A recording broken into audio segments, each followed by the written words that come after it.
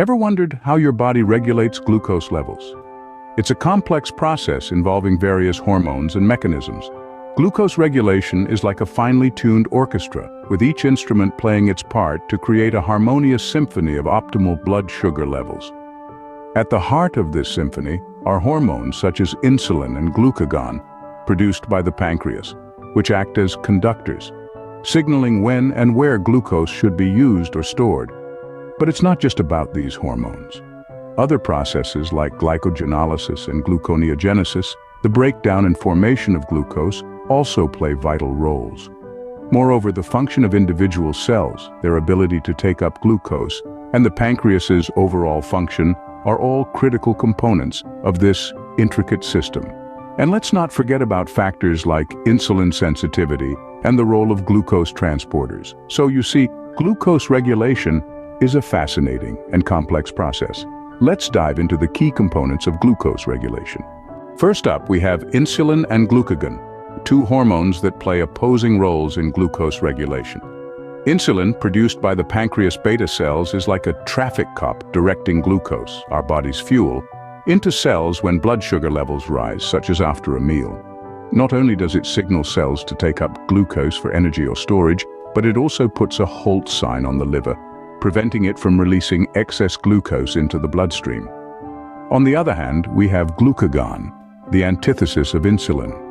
Secreted by the alpha cells of the pancreas, glucagon acts when blood sugar levels drop too low. It nudges the liver, stimulating it to release stored glucose into the bloodstream, effectively raising blood sugar levels. So insulin and glucagon work together to maintain your blood sugar levels. Like a well-orchestrated symphony, they balance each other out, ensuring our body's energy needs are met while keeping blood sugar levels in check. Next, we have two processes that the liver uses to regulate glucose: glycogenolysis and gluconeogenesis. Let's break these down. Glycogenolysis is the process where your liver breaks down stored glycogen into glucose when your blood sugar levels are low. Think of glycogen as a reserve tank of fuel that your liver taps into when necessary. On the other hand, we have gluconeogenesis. This is a bit of a biochemical wizardry where your liver creates glucose from non-carbohydrate sources like amino acids and glycerol. It's like your liver's backup plan when carbohydrate intake is low or during fasting. Both these processes ensure that your blood sugar levels don't drop too low, providing a steady supply of energy to your body, especially your brain, which is a big fan of glucose. Through glycogenolysis and gluconeogenesis, your liver plays a crucial role in glucose regulation. Glucose uptake by cells and other factors also contribute to glucose regulation. Insulin facilitates the uptake of glucose by muscle and adipose tissue. Inside these cells, glucose is put to work for energy or stored as glycogen. This is known as glycogenesis. After meals, your body releases incretin hormones like GLP-1, which enhance insulin secretion, slow down gastric emptying, and reduce glucagon release. This complex interplay leads to postprandial glucose regulation. The pancreas is central to glucose control. If the beta cells, which produce insulin, malfunction, it can lead to insufficient insulin production and hyperglycemia.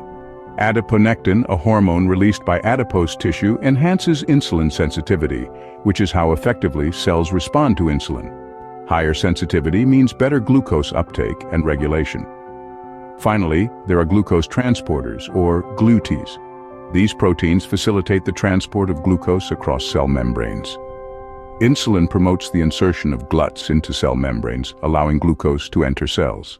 These factors all work together to ensure your body maintains optimal blood sugar levels. So, what have we learned about glucose regulation?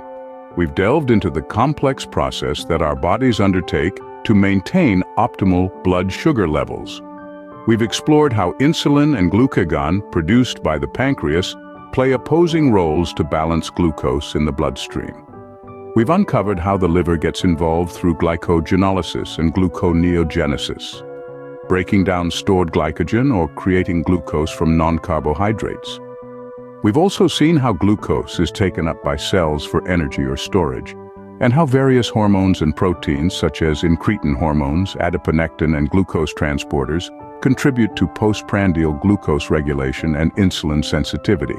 And finally, we've acknowledged the overarching role of the pancreas and its critical function in this process. Understanding these components is essential for comprehending the intricacies of glucose regulation and the factors that influence blood sugar levels. Remember, maintaining a balanced blood sugar level is crucial for your health. Please, subscribe now to join our community and give a thumb to encourage us to bring more videos like this to you. Feel free to share your thoughts and feedback. Until next time, stay healthy.